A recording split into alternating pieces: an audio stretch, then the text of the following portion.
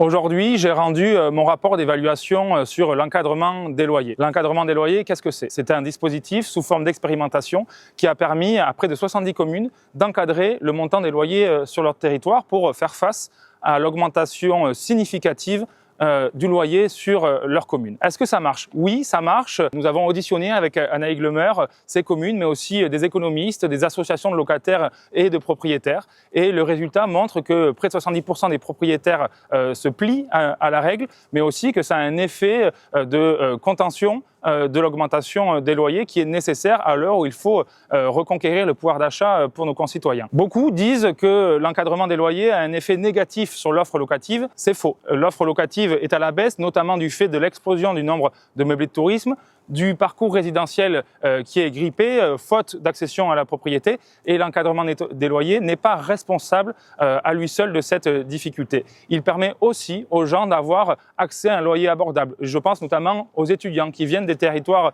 ruraux comme le mien, qui aujourd'hui sont en difficulté pour pouvoir poursuivre leurs études. Il faut rappeler que 17% des étudiants abandonnent leurs études faute de logement durable. Donc, il faut pérenniser l'encadrement des loyers qui arrivait à sa fin en 2026 et donc avec ce rapport, nous proposons de l'étendre à l'ensemble des communes en tension et aux communes limitrophes et de laisser le choix aux maires de le mettre en œuvre ou pas. Nous souhaitons faire de ce sujet un enjeu pour les élections municipales, un outil pour les maires.